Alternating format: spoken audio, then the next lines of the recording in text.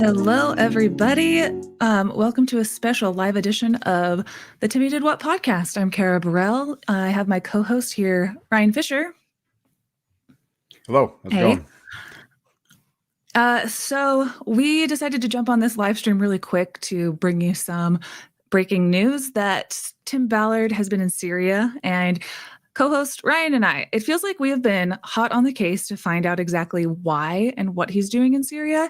So we wanted to break everything down that we know so far.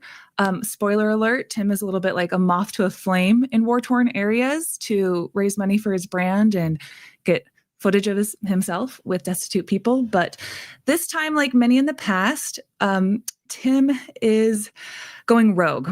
Isn't that right, Ryan? And not quite doing it in the right types of jurisdictions with the right types of oversight, you could say, to say the least. So people in Syria, as well as those in the U.S. government, aren't really happy with his meddling.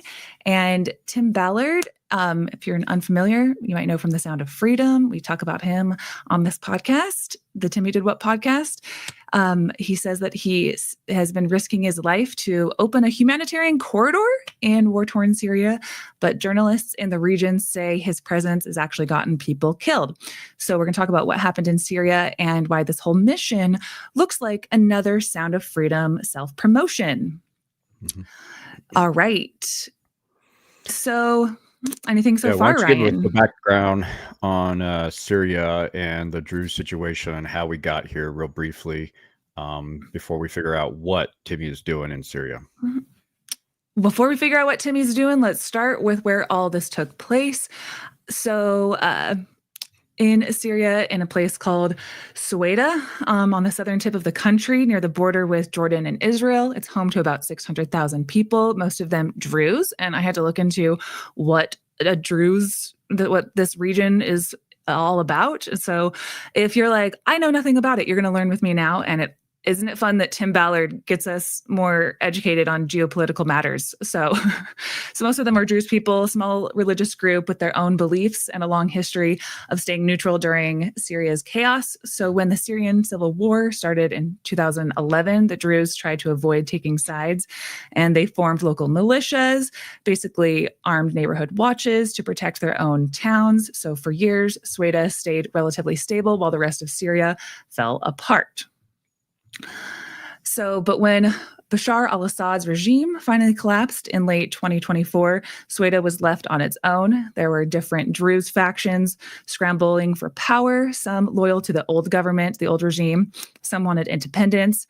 But in August 2025, so just recently, they formed something called the National Guard of Sueda. It was a shaky coalition of over 40 militias under a spiritual leader, an Israeli-backed Druze cleric named Hikmat al-Hijri. So by the time, he's pictured there on screen, so by the time Tim Ballard showed up, the region was already a powder keg. The fighting between Druze groups and local Bedouin, how do you say that word? Bedouin tribes had reignited that summer. So we're talking just recently. Hundreds were dead and families displaced, and control of Sueda hung in the balance.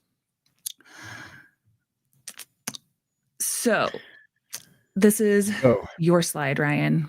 Yeah. So Tim is giving us a masterclass course on how to start a war between the United States, Israel, and Syria with very reckless actions for his own self-promotion. So we could go ahead and skip to the next slide and get started.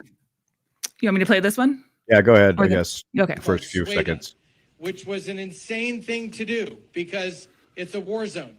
Tim, first question. That's good enough right there. That's a preview from an interview. Going to Sueda right now is an insane thing to do, and we're going to show you exactly why. Okay, so the Druze clashed with the Syrian government a couple months ago, and this clash was really violent. The current Syrian government came out of the Islamic militant groups that took over the Syrian government. However, the president is actually a pretty moderate guy by Islamic standards. But some of the people within these factions ended up clashing with the Druze/Christian factions there, as everybody's fighting for power when there's a power vacuum, like in any conflict that there is. So go ahead, next slide. And what we are dealing with here is a very volatile situation that was involved with many different internal and external forces all playing a role in this. So when the clashes started, Israel launched airstrikes into Syria in an effort, as they claim, to protect the Druze people and issue a response. Israel is just, in a lot of people's opinion, flat out trying to start a war with Syria. They're in an expansionist mentality right now, as is evident in Gaza. And so they launched airstrikes with Syria. The U.S. government stepped in. They did not support Syria's airstrikes. And a negotiated ceasefire was put in place between the Syrian government and Israel and the U.S. and the Druze. That ceasefire held. It was also in conjunction with Jordan, which shares a border with this community. And the U.S., Jordan, and Israel made a deal with the Syrian regime that if the ceasefire is violated, they will militarily open up a corridor to get aid to the Druze. So the ceasefire is mostly held. There has been some isolated clashes of violence on the perimeters, but it is mostly held up until recently. So next slide. And insert into this situation at this point, in this very volatile situation, this very volatile geopolitical situation, the U.S., Israel, Jordan, the Druze, and Syria are all dealing with. Tim Ballard comes and inserts himself, because that's what he does with anything that is a crisis that affects children. He's the savior of children. So he inserted himself into this situation. And go ahead and play that clip. I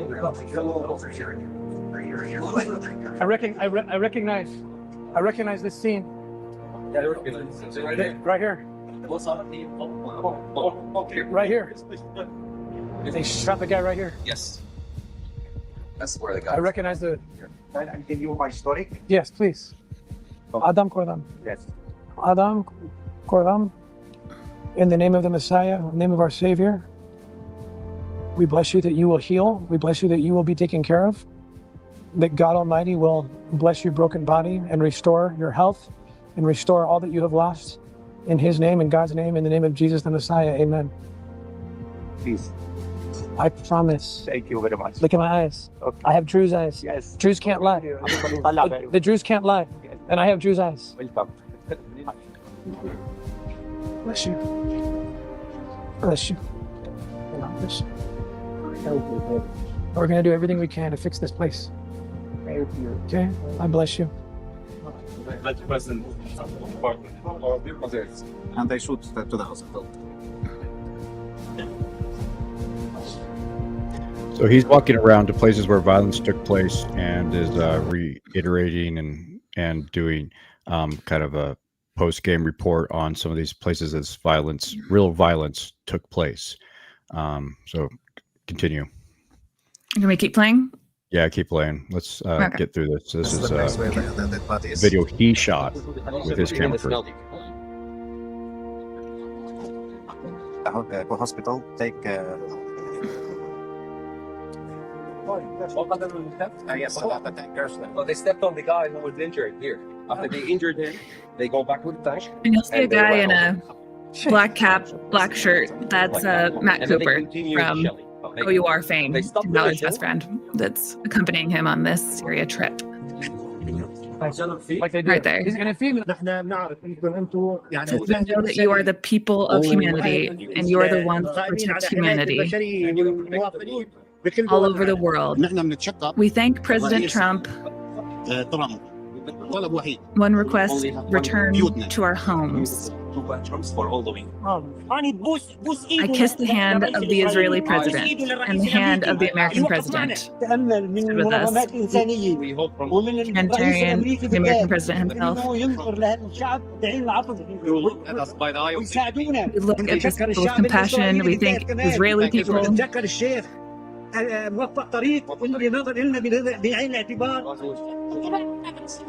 to go back to his school as well. Okay. We will get you back to your school. I want my things back, my bike, laptop, piggy bank. What do you want back? What do you want? She's starting to cry. She wants to go to She school. wants to go back to school.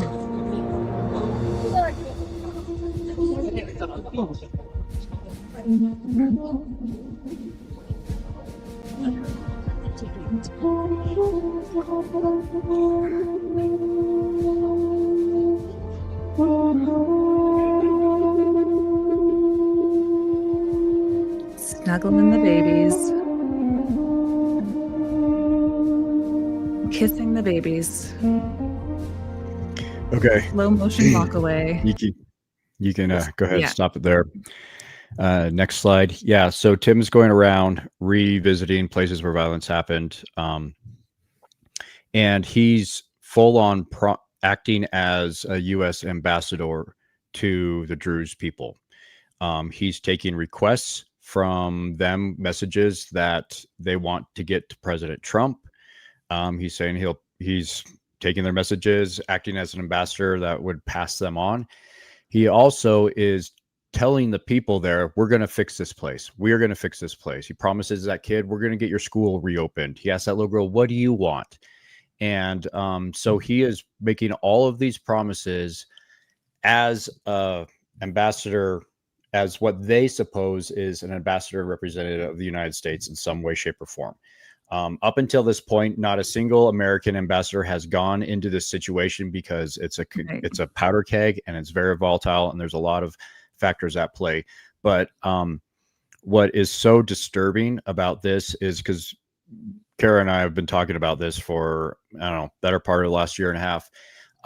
This is the cycle, the rinse and repeat cycle that he does with conflict zones where he inserts himself for a profit motive and a personal motive that we're going to get to as well. But he's making promises that he can't keep, and he's taking advantage of people in desperate situations in a very disgusting way.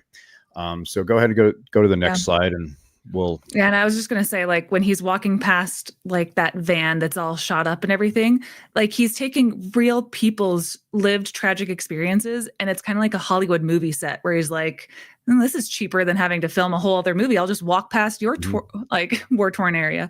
Like, they're just props in his story. It's very sad. Yeah, and he ends with a montage of him slow motion with music, holding children, like he did blowing something. kisses to children. I mean, this is a promo video that he created that's on his Tim Ballard website that we're going to get to later on. But just this is the stuff that he's putting out there, putting out in the world. But it gets even worse. So let's continue. So this is a clip from the Troy's show, Last Dispensation. Yeah, where he is the war still claiming to be point for Congress and doing this in some sort of unofficial but official capacity. Go ahead, play. Yeah. Going on, and we're trying to establish a corridor. We're trying to work with the U.S. government. I've briefed the U.S. Congress several times, the administration. I'm working very, very closely with Ambassador Huckabee about this and other things that we're going to talk about. You know, the U.S., it's not just this that I'm working with the U.S. government. Yeah, he claims he's working with Ambassador Huckabee. He's on point for Congress. We're going to see none of that is apparently true. So next slide. In southern Syria called Sweda, which was an insane thing to do because it's a war zone. Tim, first question, what on earth were you doing there? Like you said, we had to rescue kids. And he's there to rescue kids. Yeah, so this is on an Israeli reporter newscast in which he's claiming that he's there to rescue kids. So next slide.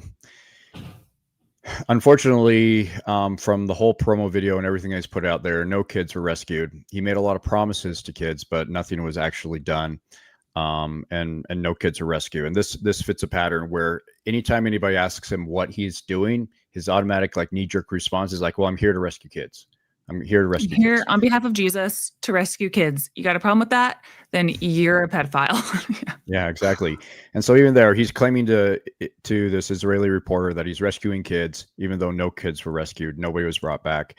In fact, those kids in that situation were not being trafficked. They're living with their families in that situation. So I don't know where he's making a connection that there's even kids that need to be rescued. Rescued from who?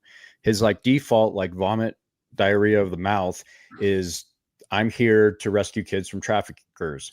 But he showed in his promo video, he never met with any traffickers. Nobody was claiming anybody was trafficking. They're in a completely different situation from Tim's normal sales pitch. And so there's no kids being trafficked, and there's kids that are suffering because the entire community is suffering from this the civil war that's happening, this internal civil faction war that's happening. However, I don't know where he's getting off saying that he went there to save kids, because no kids were being trafficked and nobody's even claiming kids were being trafficked in that situation. But he continues to reiterate these talking points that he has been regurgitating for the last 10 years everywhere he goes. Mm-hmm. All right. Next slide. This In southern Syria. This is So, Tim, let me just ask you from a policy standpoint in Washington, what does, I mean, I guess this isn't, first of all, first question, apparently this is not entirely up to Israel to fix this, correct? That's absolutely correct. Israel needs the United States, and they've been awesome. We've briefed Congress, working with Ambassador Huckabee, who's totally in this and wants to fix this. So we have an opportunity because last week, and this is why I went now. Last week, Syria, Jordan, and the United States made an agreement, like a white paper, like a MOU basically, that said that there has to be a corridor from Jordan. They agreed on Jordan, which is not horrible. You know, the Jordanians are willing to help as well. There's plenty of provisions, right? Because they were there for the Gazan people. That, you know, that's another story because they were just selling it and not getting it to the people. So they agreed on it, but it was just in theory. So who's going to test it? You know, so I said, well, I'll go test it then. Let's go test it. And there's a trigger point. It's a bad agreement because the Jews weren't even represented. But there's a trigger in it that allows the United States to get involved, and that is that part of the deal is a ceasefire, and if they violate the ceasefire, then that means the U.S., together with the Red Cross, can come in and secure the corridor. Well, they violate it every night. A Christian man was killed a mile away from me last night. Okay, that's every night. And so they're violating the ceasefire, so the U.S. has every bit of moral authority and legal authority at this point to activate that clause in the agreement and secure the corridor with... Yeah, so right there, that reporter is asking Tim specifically about U.S. government policy, and he's giving a response as if he is a representative of the U.S. government, which he is not, but these people don't know that. And then he reiterates the policy, the agreement, what's happening, and what he says in there is that if the ceasefire is triggered, I mean, if the ceasefire fails, if it's shown that the Syrian government is not protecting the Druze people like they promised, or that the ceasefire is not holding, then it triggers the U.S. military to step in and secure the humanitarian corridor.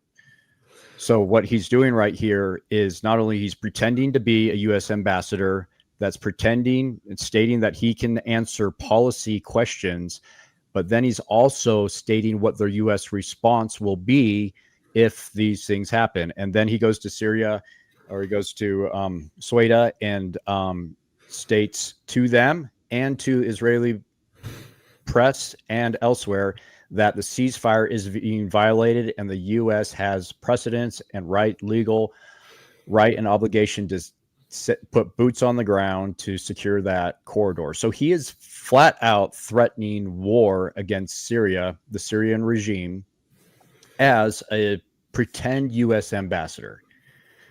Yeah. Can you see the problem with this? Yeah. Yeah, you stated it so well, because on one hand, Tim Ballard is creating his own self-promotional videos, which we would understand, but then he's also actually lighting a match on this powder keg on purpose. So very scary stuff. Yeah. So Go ahead and go to the next clip. All right. So you already. Yeah, I covered most of that. Okay. All right. You want to introduce this clip? This is, I think, him also acting as an ambassador against. Yeah, this one made me say, wowza, wowza. So this is UK Column News. Was on X, and this is Tim Ballard speaking. We just crossed, I think this is our 177th border crossing in the last 48 hours. The way we infilled was not traditional, but very much deliberate. We basically leveraged several different partnerships, but look, you don't know who is who anywhere, especially when you enter Syria. Pay attention to that. Have that pin in that. He's like, we leverage different partnerships. Some of them might be like the worst people in the world, but you never know who's who. Once we got in, it was mission accomplished. We got to see everything. We saw all the people we wanted to see. We got the evidence we needed. This evidence is going to be valuable because it's the thing that triggers the clause in the agreement between Syria, U.S., and Jordan that allows the United States to come in and secure the corridor. So that was very key to get that evidence.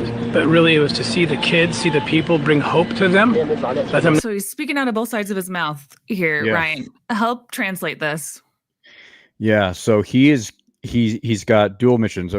One side, he says he's there to help the kids, and that's how he gets into places. That's how he gets government officials or border people to allow him into countries. Is he's a humanitarian that's there to help kids. But then he reveals right in that statement that his other mission, or his real purpose, or one of the many purposes, is to gather evidence that the ceasefire is being violated, which will trigger military action against the Syrian government and against the factions fighting the Druze.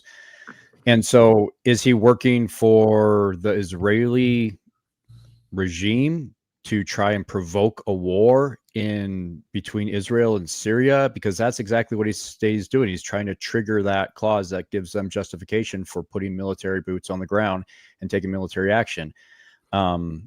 So which is it, Tim? Like, what are you doing, and who are you working for? And he's like, well, we don't know who's who in this situation. Mm-hmm. And it's really dangerous, as we're going to see. Mm-hmm. All right, I'll keep playing this. Know that people do love them. They feel very unloved, and I don't blame them, because nobody in the entire world of billions of people has done much of anything. It's just crazy. Well, I mean, the Israeli government did issue airstrikes against the Druze enemies, so that's not nothing. I think he's delusional in thinking that he has a grasp of the situation in any way, shape, or form, and he's the one that's going to solve it and help and save people in some way. Again, this goes back to what we've been talking about for the last year, that this white savior messiah complex that's in his head is being manifest in taking real action against people that are to try and help people that are suffering, but in a self-aggrandizing way. Like, Tim Ballard's going to come in and swoop in and save the day here. Yeah. Well, it didn't go that way. Yeah. And also the end of that clip, he makes a reference that he's going to take this evidence back to Jerusalem. And it sounds like he's doing some reporting back to the Israeli government. So it's like, who sent him on that mission there? Who arranged for him to drop into Syria as the first person, like the first American who's been in this war-torn region, in an official or unofficial capacity? The first person, all signs point to that he's working for Israel, in my estimation, and he admits as much. Yeah, but at the same time, like, that story can't hold a candle to the reality that Israel, the IDF, has Mossad. They have their own version of the CIA that has agents everywhere. If they needed to find something out, they're not going to send Tim Ballard in to do this. But what Tim Ballard does do is he's a propagandist, and he can take video footage and stir up anger about the situation among Israelis and among Christians. So is he rogue? Is he a useful tool for Israeli propaganda? I don't know, but this is what he's doing. All right. Leave it in the chat, guys, if you think he works for Israel, officially or unofficially. Yeah. So Okay, now go we ahead. get into actual credible reporting on what's happening in Israel or in Syria by journalists that are on the ground there. And this comes from Charles Lister. And I'm going to have to make this larger so I can read it to you. So hang on just 1 second. This is a journalist that was that's been 15 years working in Syria to cover all issues related to the civil war between the Assad regime and the rebels. And Charles Lister, he's a program director and founder of SyriaWeekly.com. Well, he recently posted this about Tim Ballard's visit. He says, according to a highly reliable non-Syrian source, the main facilitator of Tim Ballard's visit to Sweda has deep roots in the Assad-era organized crime and drug trafficking. And the outcome of the visit has been to trigger internal division, a further crackdown by Hijri loyalists. So apparently the person that Tim is working with, according to this journalist, is an Assad-era person that has ties to crime and drug trafficking. And the purpose of it is to trigger internal division and a further crackdown by Hijri loyalists. Crackdown meaning crackdown on the Druze people, crackdown on the Christians by the loyalists. So at the end of the day, Ballard was in Syria on his own account, certainly not with the knowledge or consent, let alone in coordination with the U.S. government. His actions and their implications directly undermine well-established Trump administration policies. He goes on to say that Sweda has witnessed a spike in clashes between rival Druze militants and the Assad regime general in command of the region's National Guard, who has fired 2 commanders and all their men during major tensions. A key trigger was a recent visit by an American.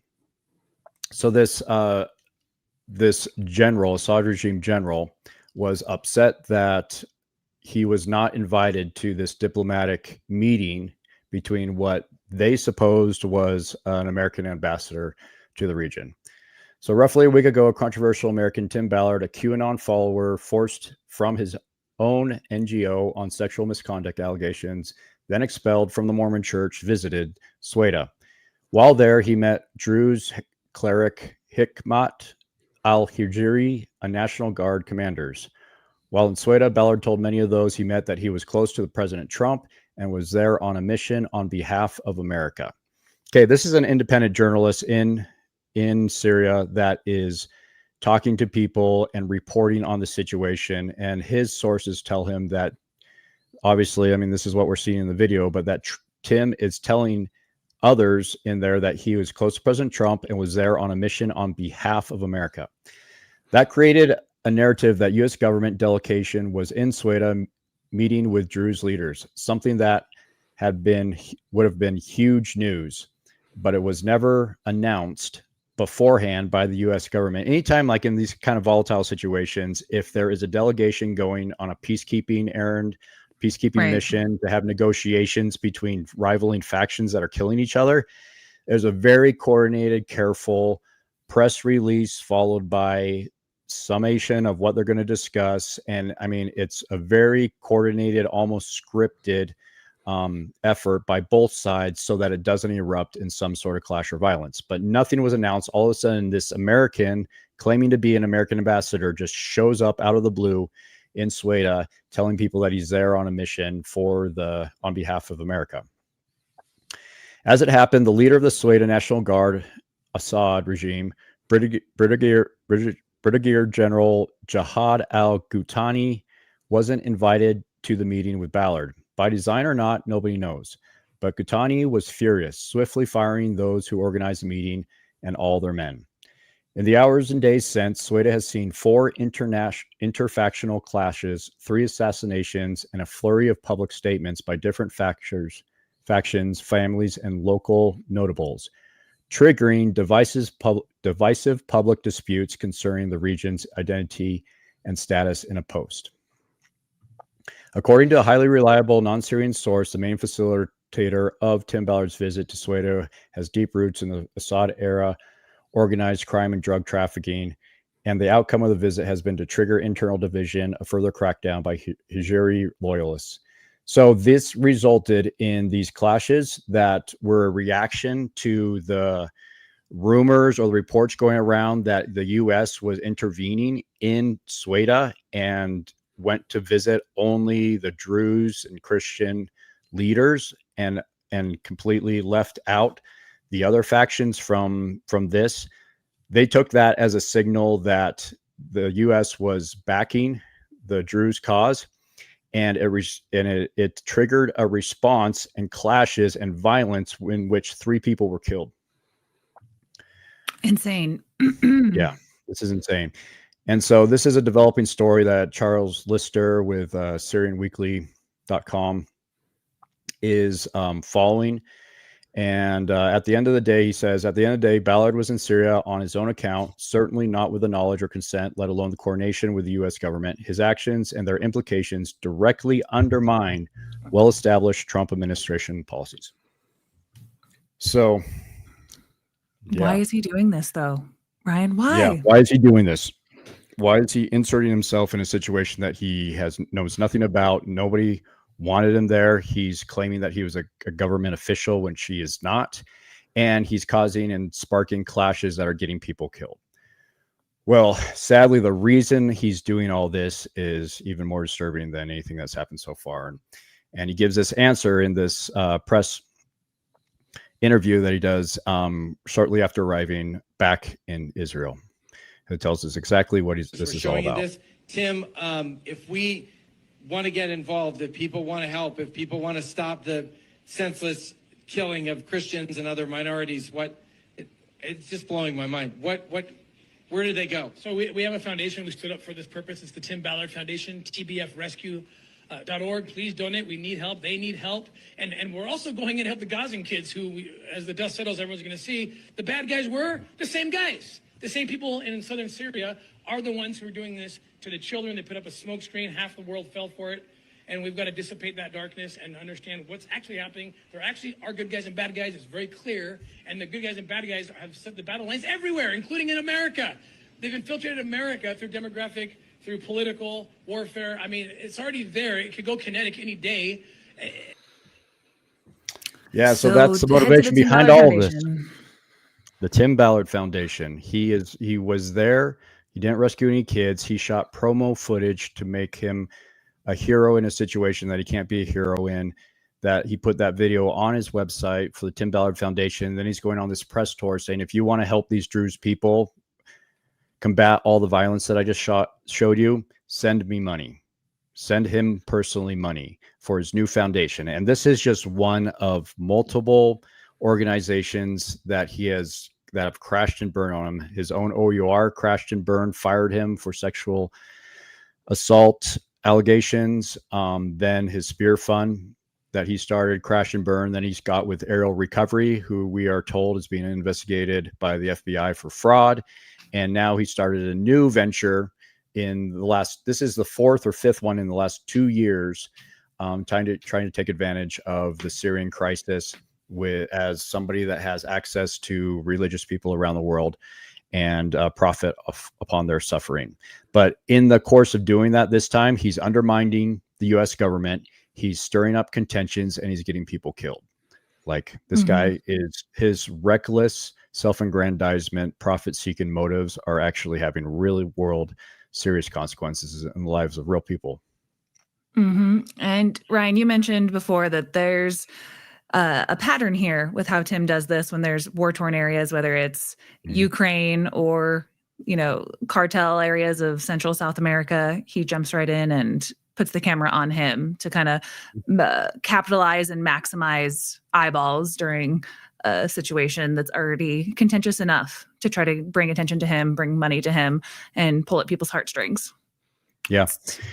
Everything you need to know about Tim Ballard is that he's a movie maker about himself as a main character. And that's why I'm even in this conversation, because I helped launch his career. And at the very beginning, I was tasked by him and later on by the Mormon Church to make a documentary series about him and his work to elevate his ambitions and his political ambitions and his money-making ambitions. And so I know from the inside that this is what he's about. And it's incredibly frustrating to see that 10 years later, he is still out there doing the same thing. Ukraine war erupts, Tim Ballard shows up, and he's there to save children and give us your money for that. You know, the drug wars in Mexico become a hot topic in the press. He gets out there on social media and starts talking about we need the border wall and we need to crack down on the drug traffickers who are also exploiting children and trafficking. And I'm your guy. And he told that story enough times that got the attention of the White House, and he got all the way into a meeting with President Trump over that. And now the Syrian crisis with the Druze happens, and who shows up? Tim Ballard to save the day. He's writing movies about himself. He goes there, he gets footage about himself, blessing people, holding the hands, rocking children, crying with children, and then turns around and shows violent acts being perpetrated against others to pull at your heartstrings, and then turns around and asks you for money for him personally and for his foundation. So if anybody can't see through this by now, it should, then I don't know how to help you. It's a pretty disgusting con that is affecting real people in real ways. And now in this case, we have definitive proof that it's actually killed people. Right on. Yeah, unfortunately, very sad. And I am getting more educated on the war in Syria, however, but not through the ways that I'd like to. Now, Ryan, do you need to run right now? Should I finish up without you? Yeah, I need to run. Actually, I can hang out for another couple minutes. But I'm glad we're doing this live stream so we can get this out to people as soon as possible and try and minimize the damage that he's causing. Do you want me to finish playing this clip? Yeah, go ahead. And we're so blind to it. We got to fight this war. There's just one portion of this clip that I wanted people to hear, that in addition to what he said. Kinetic any day. It's about to go kinetic any day. Tell me if you hear what I hear in this. Everyone, put your thinking ears on real quick. Through political warfare, I mean, it's very clear, and the good guys and bad guys have set the battle lines everywhere, including in America. They've infiltrated America through. So you're saying that the bad guys in Syria are the same bad guys in Gaza, and those same bad guys have infiltrated into America as well. And I want to go into this in another video, but Tim Ballard's Islamophobia and painting all Muslims as violent terrorists who have like these sleeper cells in America that are just about to explode any day and take over our country is like the real enemy. If you go to his Facebook page, it is some intense Islamophobic bullshit. And I am not saying that as just like some leftist who's like, yay, great, Sharia law for all of us, because that's what he wants to make it sound like, that anyone who's like politically left is like, hooray, child marriages. I'm an atheist, but I also have a brain, and I know that there are many different peaceful Muslim factions as well as violent jihadists all over the world that would disavow anything that's going on. But for his narratives, he's trying to really simply put it's Christianity, it's Judaism against the rest of the world. And I think that's really disgusting. And I wanted to call that out because he's saying that, demographic, through political warfare. I mean, it's already there. It could go kinetic any day. So he's stoking this fear against Muslims at every turn. That's what he's propagandizing for right now as well. And let me back up what you're saying. As a Christian, I see him using Christian rhetoric to try and con the evangelical Christian movement in very specific ways. In other parts of this video, he says that he's there to gather the tribes of Israel and things like that. And so he's playing right into the rhetoric and the things that the evangelical Christian world responds to, their ears perk up to, and he's been able to con a lot of them, sadly, a lot of people that I know and love, into believing that he's a righteous crusader when in fact he's the opposite. Exactly. I have a picture on screen of Tim on this self-promotional Syria tour, kissing a cross that he gets from a priest there. And yeah, it's very dangerous on many levels, and how he weaves this geopolitical religious narrative all together. He's, like Ryan said, he's told his audience that he's actually there to help gather the lost tribes of Israel. And if you go back and listen to the Last Dispensation podcast. He says, they want us to gather them. People come up to me and they're like, oh my gosh, a white Christian guy from America. We're here. We're the lost remnants of Israel. We want to be gathered. Like he puts these people into his storyline and into his narrative. And then he sells that back to his religious audience in just these really nefarious ways. He's saying that he's going to report back to Israel. And so he's not just like giving a testimony like a missionary. This is his Christian Zionist mythology in real time. And he's taking this modern day conflict and acting like it is all part of his biblical prophecies that are now being fulfilled. He's placing himself into these biblical prophecies, saying that they're being fulfilled. These people are all part of his narrative. He's the Messiah. Basically, it's not really humanitarian work. It's more white nationalist propaganda, if you ask me. So here's another still shot on screen. Let me make it a little bit bigger. This is from, that didn't help much, but this is from his promotional video as well. He's standing and explaining a bunch of innocent people were shot there in the square in the middle of Sweda. And he's standing next to Matt Cooper from OUR, his best friend, who's got like a giant gun, a giant AK-47, which he must like that he is allowed to have guns now. Because when he was with OUR, they weren't allowed to have guns when they're in other countries, but now they are. And it's a picture of him hugging and crying with a little girl. And then at the end of the video, it says, we need your support for the efforts to open up this humanitarian corridor. It's just crazy to me that people with our military budget is exceeding $1 trillion right now. And that it takes Tim Ballard fundraising personally to his audience to open a humanitarian corridor in this region. That's how that's supposed to come about. That seems strange. Yeah, and that corridor can't be opened unless the U.S., according to Tim, the U.S. puts troops on the ground down there to secure the corridor. Like he's directly calling for war with these factions, put military boots on the ground for these factions, having absolutely zero precedence to do so. Right. So as Ryan pointed out, the crucial detail is that he's in a place that's already split by rival factions. He's only meeting with certain leaders. And that's like kind of walking into a mafia turf war and taking, selfies with one side, and then everyone else sees the other ones on social media. And it's like, Tim Ballard's hanging out with who now? Why wasn't I invited, So after Tim Ballard left, the infighting broke out between the National Guard of Sweda and the head of the guard. And they're all furious. He fired some commanders who met with Ballard, and then their allies retaliated. And then within days, there were 4 armed clashes and 3 assassinations.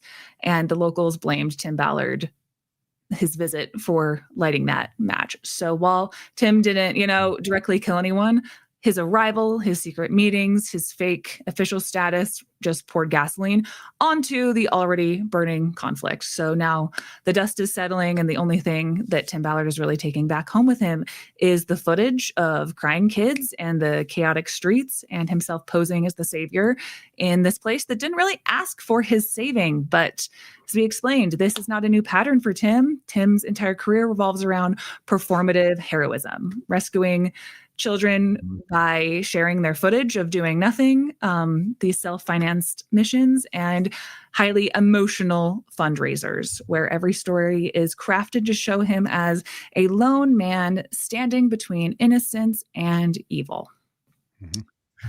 And I think that's the end of our slides for now. Yeah, that's everything you need to know. There's a lot more to it. There's a lot more like this, but that's this week's con. Yeah, and as you guys might be aware, we filmed a ton of content around Tim Ballard's new explanation of why he's still a really faithful member of the church. However, he's been excommunicated, and the church has also been infiltrated by satanic sex-abusing pedophiles. So while Ryan and I worked really hard on those videos and I put them up, a lot of people were wondering where they went. Ryan, do you want to explain where they went and what we'll be working on instead? Yeah, it's just it's a fluid situation. There's a lot of claims being posted around, and we wanted to get this right because it's an absolute bombshell claim that Tim is coming out and attacking the Mormon church, claiming that there are sexual ritual abusers that are being protected by apostles in the Mormon Church. Bombshell claim. And so we wanted to make sure that we get all the details right and stuff. And so we're going to be presenting the updated version of that shortly. Yes, it's an ongoing situation, such a bombshell. Want to make sure that we're getting it out as cleanly and crisply as possible. We had a lot of fun making those videos, but some other things have changed that, and we will have those out probably by Tuesday. So look for that. All right. Everybody, I have links down below if you want to donate to this podcast, Timmy Did What. We are on all the places you listen to your podcast. We have a Patreon where we post the videos ad-free, and that recurring donation is amazing. It helps me and Ryan just stay afloat. And if you can do your best to share this video and leave a comment for the algorithm, that would help out a ton. Leave a like for Ryan for putting together all of this. And any other final words, Ryan? Nope. It's a dynamic situation. It's constantly plot twisting left and right, up and down, and all over the place. So I'm anxious to see if the U.S. government, I know they're doing damage control right now. I'm anxious to see if they issue a public statement of some sort to the various factions, clarifying that Tim Ballard does not represent the U.S. government, and then ban him from going there ever again. Something along those lines would be very appropriate in this situation. So we'll keep you updated if anything like that happens in the coming hours and days. But until then, thanks for watching.